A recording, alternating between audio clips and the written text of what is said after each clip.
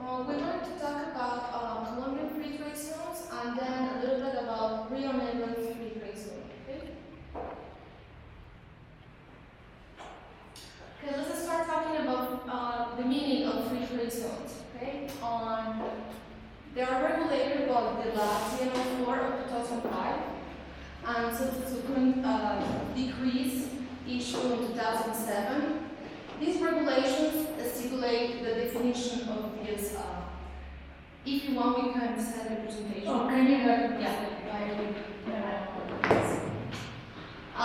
So this regulation stipulates the definition of free trade zones as geographical areas, specifically defined areas, with the purpose of develop activities of industrial goods and services or commercial activities. All these under a special regime only for taxes, customs, and foreign trade. Okay? If we think about the purposes of free trade zones, maybe the principle will be to attract investment, job creation, but also it has another important purposes as the development of the regions, because this region helps the region to become more competitive. Also, it helps to incentive the development of highly productive processes, which are some of them will be with a substantial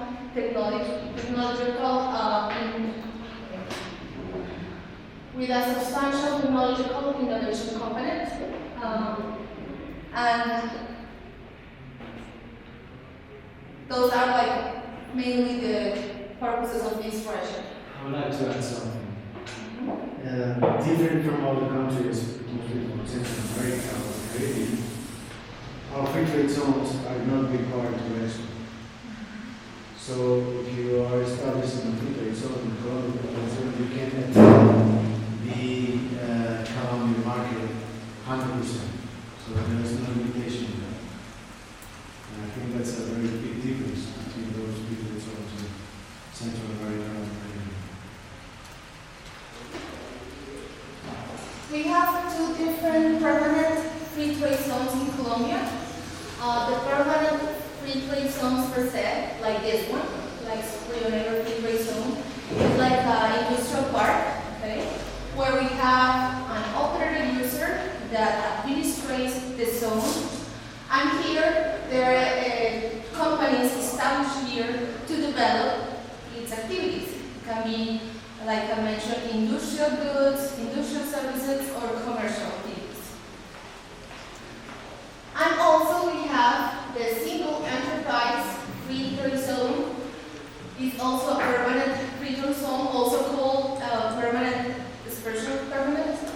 And here, like its name says, we have a single enterprise that is established in a geographical area, specifically defined, where they're going to develop the activities of that company, the industrial activities of that company.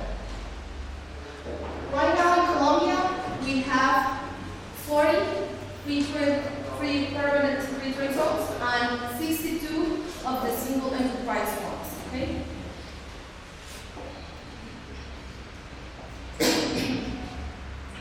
If we talk about area, talking about square meters declared as free trade zone, we have 44 million.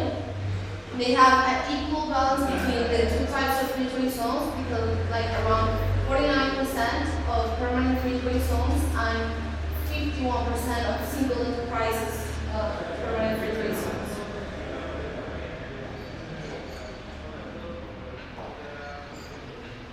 Location of the permanent free trade zones. Here we have the Colombian map, and let's say that 29 of the 40 permanent free trade zones that we have in Colombia are located in principal departments. Here, like in Cundinamarca, with Bogota, the capital of Colombia, located. It has the higher number of permanent free trade zones, and in Antioquia, Here where Rionegro is located, we have only 3 permanent free trade zones.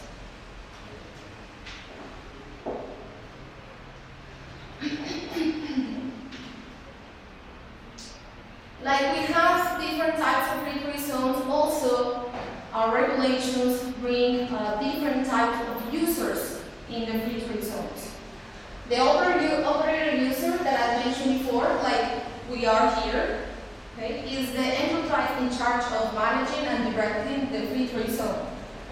Also, it has the responsibility of the qualification of any user that wants to settle in the free trade zone. Also, in the free trade zone, we find industrial good users, okay, that are the companies that established to manufacture, produce, to assembly, make different goods within the corresponding free trade zone. Also, we have industrial service user. They provide services and can be within the free trade zone or from the free trade zone because they are services. Some of the services that we find are logistics, information technology, health services, repair, maintenance, among others. I mean, the regulation doesn't say that it has to be only these services, it's very wide.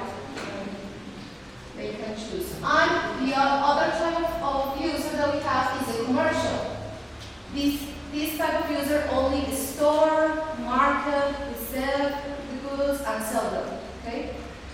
We're going to see later that they have less benefits than the industrial users.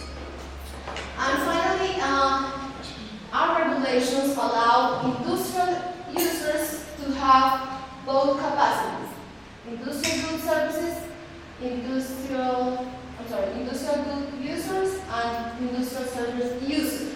They can have both, but never combine. It's not allowed to combine the commercial user with the industrial users.